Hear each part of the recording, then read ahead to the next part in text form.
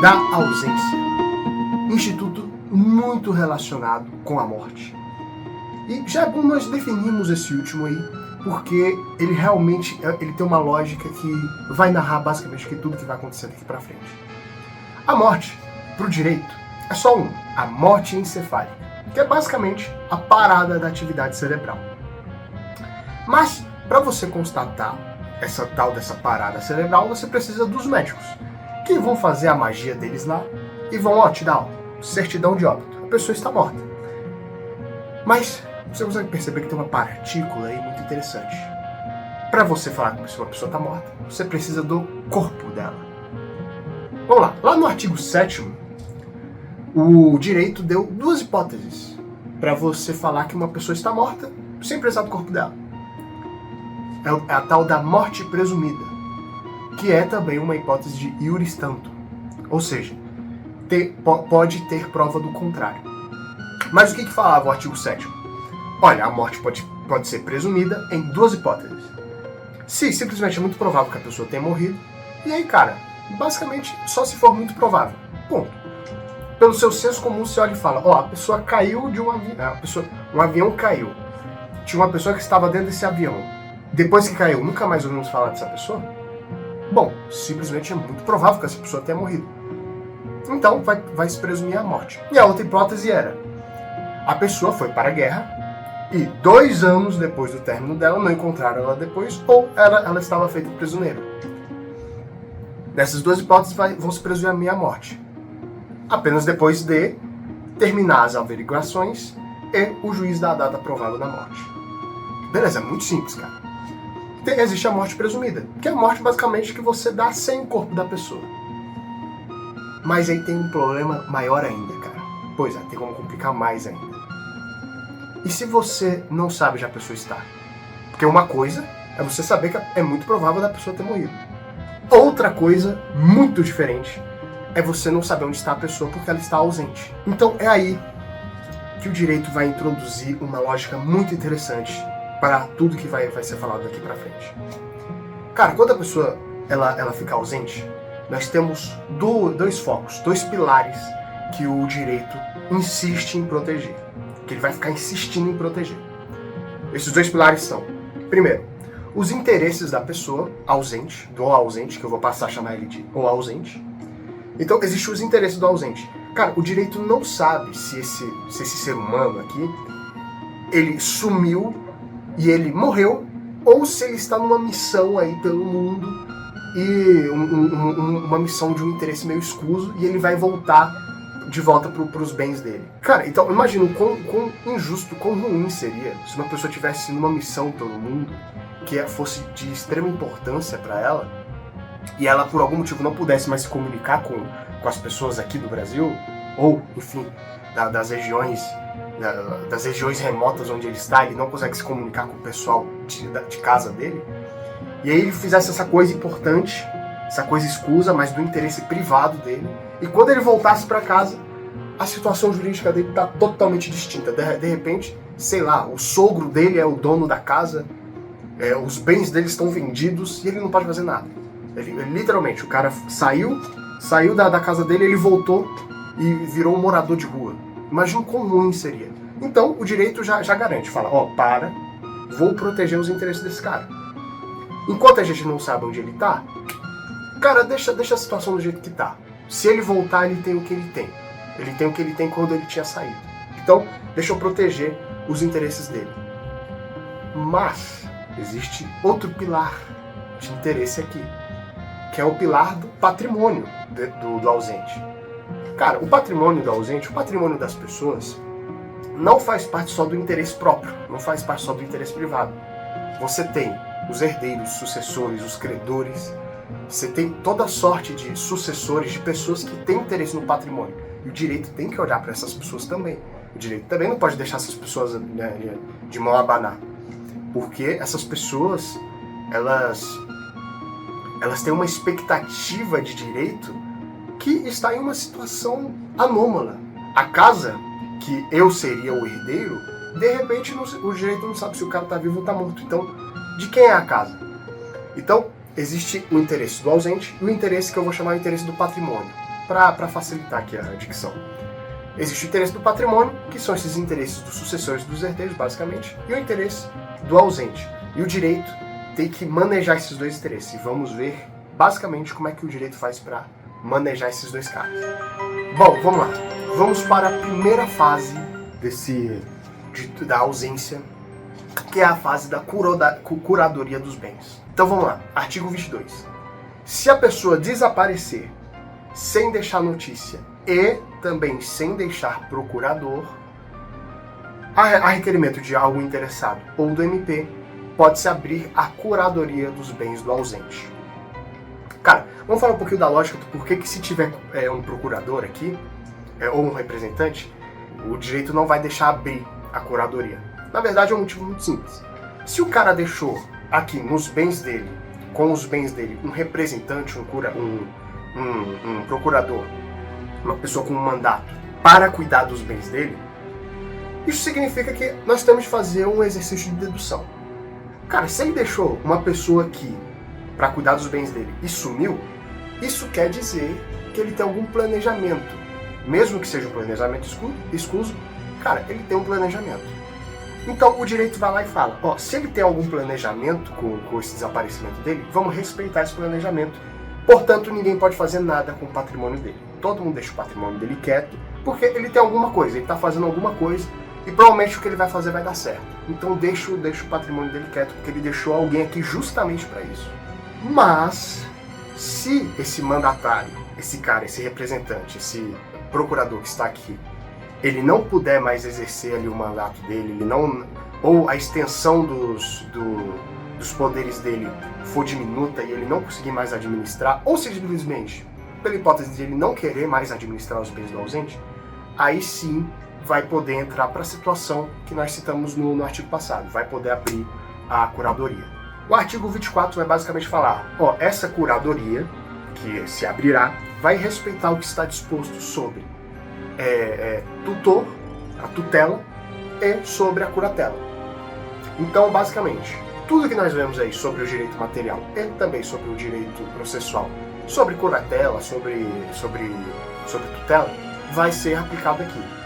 Então, basicamente, isso é mais uma nota mais para frente, quando nós estudarmos aí curador, curatela, tutela, saber todos os pormenores, esse artigo está falando, tudo que está disposto lá se aplica aqui. Cara, o artigo 25, ele vai ter um problema. Vamos lá. O cônjuge do ausente, sempre que não esteja separado judicialmente ou de fato por mais de 2 anos antes da declaração da ausência, será o seu legítimo curador. Cara, qual o problema aqui? Ele está falando basicamente que o cônjuge vai ser o curador natural. Porque quando eu falar da curatela, essa curatela vai imediatamente incidir sobre o cônjuge, primeiro sobre o cônjuge. Mas esse artigo ele traz essa figura, essas hipóteses onde o cônjuge está separado. E traz 2 hipóteses, o separado judicialmente e o separado de fato. Vamos falar primeiro do de fato. O separado de fato é basicamente aquele que está bem expresso no nome, é aquele que na vida real, na vida prática, não é mais o cônjuge. Ou seja, é aquele casal que, apesar de formalmente ainda estarem casados, os dois estão distantes um do outro. Eles estão num relacionamento estranho, estão num relacionamento formalmente estranho, porque apesar de estar no papel que eles estão casados, na prática eles não estão mais, porque um se separaram, brigaram, enfim. Então estão separados. Nessa hipótese, se tiver separado de fato, tem que estar há 2 anos. Se tiver menos que isso, aí vai valer. Aí não tem jeito aí não. Mas, se tiver separado há 2 anos, se tiver separado de fato há 2 anos, aí sim, o cônjuge não vai valer. Essa pessoa não vai valer como cônjuge para ser curador dos bens do ausente. Mas aí o problema, separado judicial. Cara, esse separado judicial, ele deu uma pequena briga. Por quê? A emenda constitucional de 66 de 2010, essa emenda, ela basicamente dissolveu a figura do separado judicial. Dissolveu, não é mais admitido no direito brasileiro segundo essa emenda constitucional. Cara, problema. Ela, primeiro, já ainda está prevista aqui no Código Civil e, de novo, o CPC, distraído do jeito que ele foi lá e sem querer regulou de novo mesmo depois dessa emenda, regulou de novo a separação judicial. Então, essa separação judicial vale ou não vale? Cara, tá na Constituição. Não vale. Ou ao menos não era para valer. A jurisprudência atual tende a não dar mais validade. Mas criou-se esse problema aí.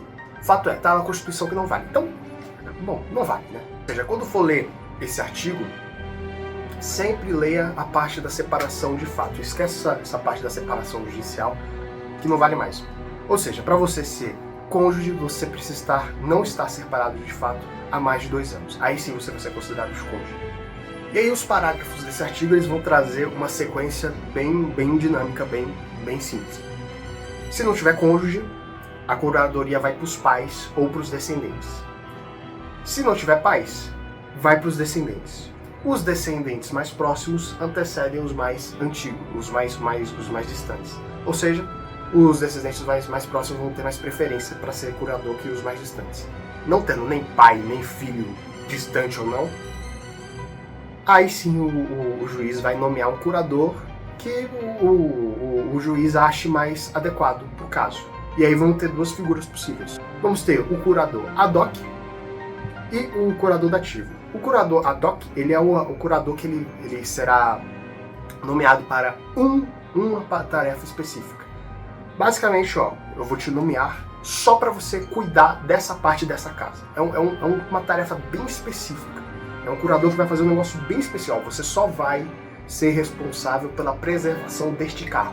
Você não pode tocar em nada, você não pode tocar em mais nada, você não tem direito de tocar em nada. Você só pode lavar este carro uma vez por semana, e é isso aí. Ou vai ter o curador dativo, que é o curador propriamente dito. É um curador que ele vai ter um papel pleno ali de curatela. Bom, superamos aqui a primeira fase. Isso foi basicamente tudo sobre a primeira fase, que é basicamente a curatela. Nessa primeira fase, o direito está super tímido com o que ele vai fazer com os bens do ausente ou não. Então, aqui, o direito está falando, cara, gente, vamos lá, vocês só vão cuidar dos bens do ausente. Vocês não vão ter posse, vocês só vão cuidar, vocês só vão fazer curatela, vocês só vão substituir o ausente. O direito, nessa hipótese, ele está com os interesses do ausente aqui, acima dos interesses do patrimônio. Os interesses do ausente estão lá em cima, cara. O direito está super tímido, só está dando para as pessoas o direito de cuidar das coisas, não está dando o direito de exercer ali a sucessão. Então, direito da pessoa. O direito da pessoa está aqui. O direito do patrimônio, por enquanto, está bem abaixo. Bom, isso vai ser mudado aqui na segunda fase. Sucessão provisória. Artigo 26. Decorrido 1 ano desde a curadoria dos bens, ou 3 anos desde a curadoria, se o ausente deixou para o curador, poderá ser declarada a sucessão provisória. Algum interessado ou MP vai poder entrar com a ação para declarar a sucessão provisória. Atenção que por algum motivo o Código Civil colocou lá no artigo 28, parágrafo 1º, essa faculdade aí do MP de poder entrar com a ação caso nenhum interessado entre. Basicamente, isso é a hipótese de o cara ser solitário e ninguém querer nem ter interesse nos bens do cara. Se for essa hipótese, aí o MP vai poder subrogar essas pessoas. Cara, o que é a tal da sucessão provisória? Cara, a sucessão provisória ela é basicamente um regime especial onde vai ocorrer tudo o que ocorreria na sucessão definitiva. Imagina que a pessoa morreu de fato. O que aconteceria com o inventário? O que aconteceria com a sucessão? Pois bem, na sucessão provisória vai acontecer exatamente a mesma coisa. Vai todo mundo ali, todo mundo que o ausente estiver devendo, todo mundo que for sucessor, herdeiro do ausente, vai receber os bens como se o ausente tivesse morrido. A sucessão provisória ela é basicamente como se fosse uma simulação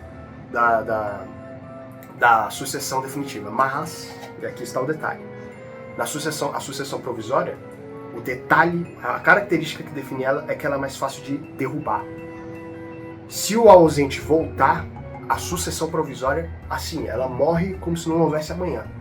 e não vai haver mesmo, né? Se o ausente voltar, a sucessão provisória ela acaba. Então a sucessão provisória ela é basicamente uma simulação da sucessão definitiva, mas ela ainda está defendendo os interesses do ausente. Ela ainda está defendendo um pouquinho aqui os interesses do ausente.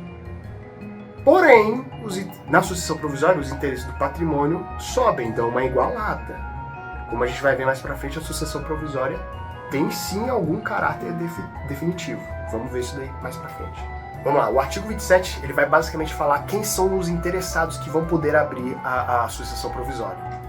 Entre os interessados, dá para citar o cônjuge não separado judicialmente, leia-se, novamente, cônjuge não separado de fato, tá? Essa figura, de novo, é complicada essa figura aí do separado judicialmente. Os herdeiros presumidos, legítimos ou testamentários. Interessante falar sobre o testamentário, porque o testamento, se o ausente tiver escrito algum testamento, para quem vai os bens se ele morrer, causa mortes. Se ele colocar lá no testamento, ó, esse bem aqui vai para essa pessoa, beleza, na sucessão provisória vai respeitar o que está no testamento. Os que tiverem sobre os bens do ausente direito dependente de sua morte. Inciso 4. Os credores de obrigações vencidas e não pagas. Então, efetivamente, de interessado pode ter o Zé da esquina, que o ausente fez um contrato. O ausente eventualmente fez um contrato ali com o Zé da esquina que não tem nada a ver com a família. E esse cara vai ser considerado um interessado para poder abrir a sucessão provisória ou a curatela. Artigo 28. Cara, aqui vai ter uma divisão que é um pouquinho difícil de ver nesse artigo, mas é uma divisão muito clara. Vamos lá. Quando, a partir do momento que o juiz der a decisão dele, vão existir dois momentos nisso daí. Vai ter o momento que ele vai dar a sentença, e vai ter um momento em que os efeitos dessa sentença vão ocorrer. Quando ele der essa sentença, vai passar em julgado. A partir daí vai ocorrer a abertura do testamento e a partilha dos bens como se o ausente estivesse morto. Então percebe, a mesma coisa, aquilo lá que eu já falei, a mesma coisa como se ele tivesse morrido. Então, a partir do momento que ele der a sentença, o juiz vai dar, ó, transitou e julgado. Pum, deu a sentença. Vai ocorrer a partilha dos bens, como se ele estivesse morto, e vai se respeitar o que está no testamento dele. E esse prazo entre o juiz dar a sentença e ter esses efeitos vão ser contados 180 dias. Porém, não vão ser 180 dias a partir do momento que ele der a sentença. Vão ser 180 dias depois de publicada pela imprensa. A redação fala publicada pela imprensa. Então, depois de publicada pela imprensa, a decisão, vão se passar 180 dias, aí sim é que a sentença vai passar a ter efeito. E aí, quando passar a ter efeito, acabou a curatela e começou-se, de fato, a sucessão provisória. Se não aparecer nenhum interessado, o artigo vai prever que vai ocorrer a hipótese da herança jacente, que é basicamente a hipótese onde uma pessoa morre e não tem nenhum interessado, nenhum sucessor possível dos bens da pessoa, que é o que basicamente está previsto lá no artigo 1819 e 1823. Esses dois artigos eles regulam a hipótese de herança jacente. Se o juiz der a decisão 30 dias depois da decisão não aparecer ninguém, o Estado vai tomar conta dos bens do ausente, como na mesma hipótese da herança jacente. Cara, eu vou falar do artigo 29 e do artigo 31 no mesmo bloco aqui, porque ambos falam coisas muito parecidas. Seguinte, antes da partilha, ou seja, antes da sucessão provisória ter os efeitos, o juiz, quando julgar conveniente, ordenará a conversão dos bens móveis sujeitos a deterioração ou a extravio em imóveis ou em títulos garantidos pela União. Basicamente, antes de acontecer a partilha, o juiz perceber que tem um bem que ele é complicado, porque ele vai se deteriorar, vai acontecer alguns problemas, para substituir esses bens complicados, o juiz vai poder substituir esses bens por bens imóveis ou em ativos aí, em títulos da União.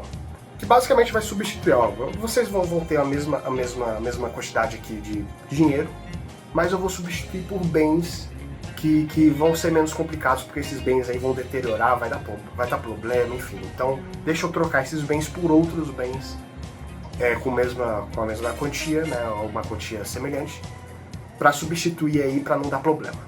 O artigo 31 vai basicamente falar, só vai poder alienar se o juiz deixar para evitar a ruína, se não for por hipoteca ou desapropriação. Então, basicamente, só vai poder vender para evitar que o negócio, enfim, se arruine.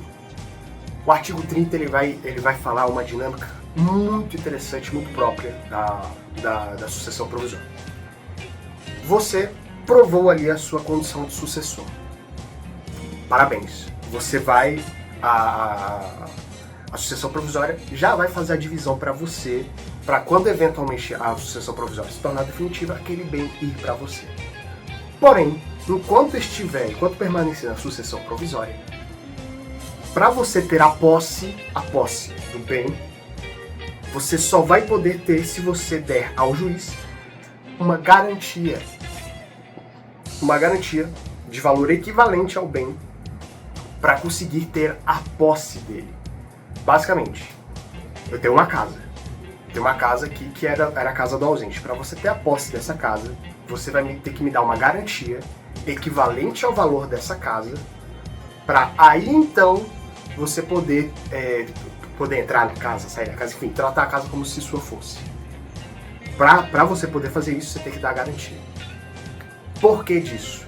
O direito, ele quer garantir que, beleza, as pessoas têm o direito ao patrimônio, né? O interesse do patrimônio subindo aqui, né? Então, beleza, você vai ter direito ao patrimônio. Mas, se você quiser ter a posse dele, para garantir que você não vai estragar, que você não vai desaparecer com o bem, e aí deixar o cara eventualmente deixar o cara sem uma casa ou sem um carro muito caro, para garantir que ele vai ter os bens dele, você vai ter que dar a garantia. E aí, se for por acaso você pega um carro, beleza, aí eu pego o carro, eu dou pro judiciário uma garantia aí, um carro de 200 mil reais, eu dou uma garantia de 200 mil reais pro judiciário, aí eu tenho esse carro. Eu vou lá e bato esse carro, sei lá, eu deixo esse carro cair do penhasco. Se o ausente voltar, o judiciário vai dar pro ausente essa garantia que eu dei que cobria esse carro. Então, basicamente é uma forma de garantir, cara. É uma garantia. É uma forma de garantir que os bens do ausente vão estar preservados, pelo menos a sua quantia vai estar preservada. E vamos lá, quem não der esses bens vai ficar excluído da posse dos bens. Então se você não der a garantia, você não vai ter esses bens. Simples assim. Porém, parágrafo 2º. Os ascendentes, descendentes e cônjuge, essas três figuras, vão poder ter a posse, mesmo sem dar garantia. Coitado do ausente. Mas, tudo que tem um bônus tem um ônus. Então, o artigo 32 vai falar, se você pegar, por exemplo, um imóvel, você vai representar ativo e passivamente o imóvel. Então, se tiver dívidas ali anexadas, vai ter que arcar. Se tiver crédito, também vai ganhar mais. Isso, inclusive, a gente vai falar disso agora. Cara, descendente, ascendente e cônjuge, essas três figuras que são os sucessores, os herdeiros mais relevantes, mais importantes, mais prioritários, esses daí vão ter direito a todos os frutos que podem advir dos bens do ausente. Então, se por exemplo ele tinha uma casa que estava sendo alugada, as pessoas vão poder pegar esses frutos, vão poder capitalizar nos aluguéis desse imóvel, por exemplo. O ascendente, descendente e cônjuge vão ter direito a todos esses frutos, os frutos civis, né? Vão ter direito a todos os frutos. Porém, os outros sucessores vão ter direito a metade desses frutos. Se tiver esses outros sucessores, vão ter direito a metade. Vamos lá, cara, tem um detalhe aqui nos outros sucessores. O artigo, ele prevê o seguinte: as outras pessoas, os outros sucessores, os menos prioritários, que cônjuge, descendente e ascendente, eles vão ter direito a metade. Porém, eles vão ter direito à metade, segundo o que está disposto no artigo 29 sobre a preservação dos bens. Então, basicamente, ele está dizendo que o que está previsto lá no artigo 29 é basicamente a preservação, a forma que vai preservar os bens do ausente. Os outros sucessores, essa metade, vai ter que ser feita de acordo com aquela preservação. Então, ou seja, se transformar em título ou imóvel, os sucessores vão ter direito àquilo ali, da forma como está preservado ali. E mais, esses outros sucessores vão ter que prestar contas, né, ao Ministério Público. Terão de ser fiscalizados anualmente. Artigo 34, o excluído, ele não vai ficar de mãos a abanar também. Ele pode requerer ao juiz que ele ganhe a parte dele nos frutos, nesses tais frutos aí. Mas eles vão ganhar apenas metade dos frutos que lhe caberia se eles tivessem dado a garantia. Detalhe, eles têm que justificar o porquê que eles não deram a garantia, para garantir a boa-fé aí nessa relação. Então, eles vão ter que entrar com o requerimento, e aí o juiz vai dar, ó, beleza, vocês podem ter metade dos frutos que vocês teriam se vocês tivessem dado a garantia. Então, ou seja, não é a hipótese de que ganha metade da metade, ou enfim, é a hipótese de vai ganhar metade se tivesse dado a garantia. Como se tivesse dado a garantia, se tivesse dado a garantia eles ganhariam 100. Pega metade disso e dá, pelo fato deles não terem dado essa garantia. Enfim. Mas atenção ao parágrafo único do artigo passado. Se o ausente voltar e ele não justificar, e ele não falar, ó, eu sumi porque eu não queria sumir, e foi justificado, se ele não der, ou seja, cara, eu fui sequestrado, aí por isso que eu sumi, eu sumi porque eu fui sequestrado, ou eu sumi porque o avião caiu numa ilha, não sei o que, no Caribe, e eu estou aqui, mas, enfim, se ele não justificar, se a causa dele for, eu viajei por aí, fiquei pelo mundo, ele vai perder os frutos dele, cara. Ele vai perder os frutos. Se ele sumir por aí, ele vai perder os frutos. Ele vai perder grana, ele vai perder dinheiro. Então, ou seja, a sucessão provisória, ela tem sim uma partícula ali que é definitiva. O cara pode perder efetivamente dinheiro se ele sair aí, o direito vai ficar um pouco de raiva dele, vai falar, cara, você subiu, quer saber? Perdeste o fruto. Vai perder o fruto que se ele tivesse ficado em casa, de boa, relaxado lá, ele teria ganhado toda a grana ali que rendesse dos bens dele. Mas como ele sumiu porque ele queria, vai perder os frutos sim. Então você percebe que o direito, ele fez isso aqui, igualou, deu uma igualada aí nessa segunda fase. Já vou falar mais sobre isso no briefing aqui, no final. Artigo 35 e 36 vão dar basicamente dois fins possíveis para essa história. Ou os ausentes, os herdeiros, vão conseguir provar que o ausente faleceu. Provando-se, vai acontecer a sucessão definitiva, vai acontecer tudo definitivo, da forma como teria acontecido se o cara tivesse morrido mesmo. Normal. Se o sucessor, juiz, é o seguinte aqui, ele morreu, está aqui uma foto do corpo dele. Beleza. Abre-se toda a sucessão definitiva ali.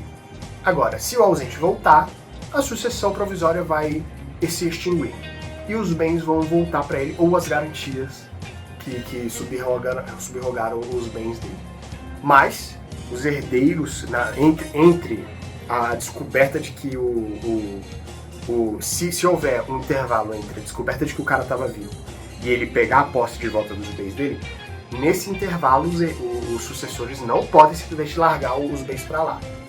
Enquanto tiver esse intervalo entre o cara estar vivo e ele pegar os bens dele, os herdeiros, os sucessores têm que cuidar dos bens da forma como estavam fazendo, ou o curador, se não deram a garantia, né, ou se não tinha nenhum interessado, vão ter que cuidar direitinho do bem até dar a posse. Superamos, cara, a segunda fase. Aqui deu pra perceber que o direito já deu uma igualada. Vamos lá. Agora, os direitos do ausente, o direito já começa, quanto mais tempo passa, mais o direito fala, acho que o cara morreu. Eu acho que o cara morreu, meu. Então, defende menos os interesses do ausente, porque, cara, provavelmente ele tá morto, então, sei lá, protege menos esses interesses. E protege mais os interesses do patrimônio. Agora, os sucessores têm direito à posse. Eles vão ter direito definitivo sobre os frutos do bem.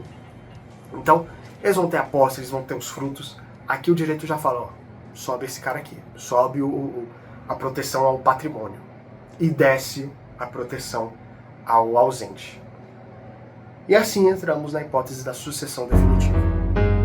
Cara, a sucessão definitiva, essa sucessão definitiva, né, que decorre da ausência, ela é igualada, vamos lá para o artigo 6º, a existência da pessoa natural termina com a morte. Presume-se esta, quanto aos ausentes, nos casos em que a lei autoriza a sucessão, a abertura da sucessão definitiva.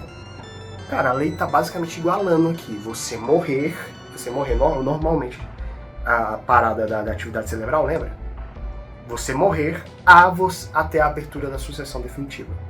No entanto, perceba este verbo aqui, presume-se, presunção iuris tanto. Presunção é iuris tanto.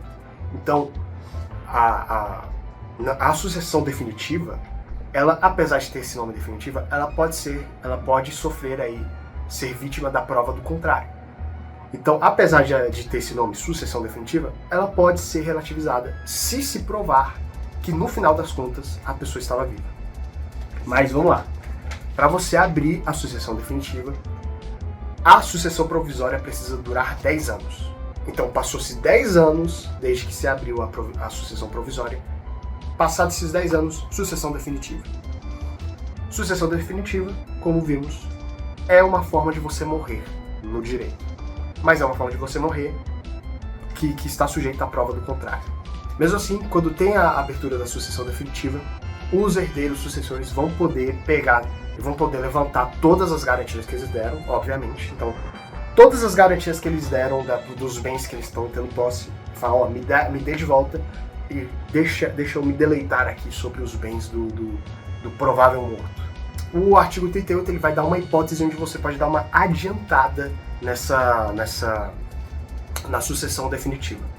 Na hipótese do seguinte, quando o cara sumiu, ele tinha 80 anos e se passaram 5 anos desde que ele estava desaparecido.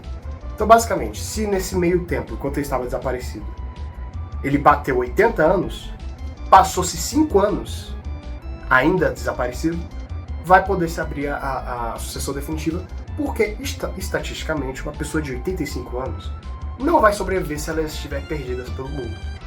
E, na verdade, pessoas de 85 anos morrem em casa, normalmente mesmo. Então, é basicamente uma morte estatística. Cara, provavelmente o cara morreu, então pode abrir a sucessão definitiva. E, cara, se por algum milagre, assim, algum milagre incrível, se passarem 10 anos que o cara tá desaparecido. Cara, assim, imagina você desaparece da tua casa, assim, por mais de 10 anos.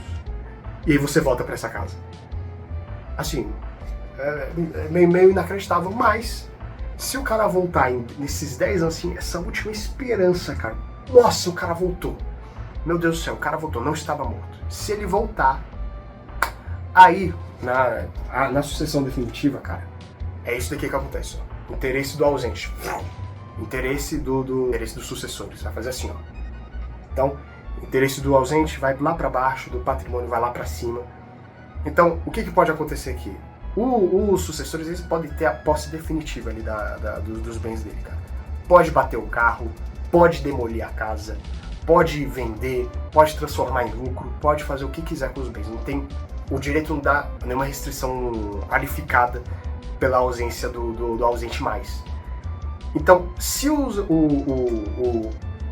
sucessores tiverem pegado o carro do pai, por exemplo, que desapareceu, tiver vendido, tiver comprado outro carro com o dinheiro do primeiro carro, cara, se nessa hipótese o pai voltar, ele não vai ter direito ao carro antigo, né? Ele não vai ter algum direito retroativo assim, ele vai ter direito ao carro que foi comprado com o dinheiro do outro carro. E vão existir hipóteses onde o direito vai dar mais segurança jurídica para os sucessores mesmo. Então, por exemplo, se os sucessores tiverem transformado todo o patrimônio do ausente em lucro, ou seja, em algo mais relacionado ao direito subjetivo dos sucessores, ele não vai ter direito a esses lucros. Ele não vai ter direito. Então, basicamente, o ausente ele vai ter direito ao que sobrar do patrimônio dele. Então, se por algum acaso algum patrimônio foi preservado, alguma casa foi preservada e por aí vai, ele vai ter direito a esses bens. Mas ele vai ter direito a esses bens da forma que estiverem lá. Então ele não vai ter direito a indenização nenhuma, não vai ter direito a nada disso. Se por algum milagre a casa dele permaneceu lá por mais de 10 anos, ele vai ter direito à casa da forma como está. Ele vai ter direito aos bens subrogados no lugar dos bens antigos. Ele vai ter direito aos bens... Cara, o patrimônio dele vai estar destruído, vendido, transformado. O patrimônio dele vai estar todo alterado, ele não vai ter direito a nada. Ele vai ter direito ao que tiver lá, ao resto do patrimônio dele que tiver lá. Vai ser basicamente isso. É isso que está previsto aí no artigo. E no parágrafo único, nós vamos ter a hipótese do cara, de novo, ser solitário, e não tem nenhum interessado ali, não tem nenhum sucessor dentro do patrimônio dele. Se for essa hipótese, se passarem 10 anos, esses bens arrecadados vão para o município ou para o Distrito Federal, e se tiver em algum território federal, vai para o domínio da União. Basicamente isso. O patrimônio do cara vai para o Estado. Se passar esses 10 anos sem nenhum interessado, sem nenhum sucessor, o patrimônio vai para o Estado, vai para o município, para o Distrito Federal, vai para a União, para ter uma destinação de interesse público qualquer. Bom, isso é tudo sobre ausência.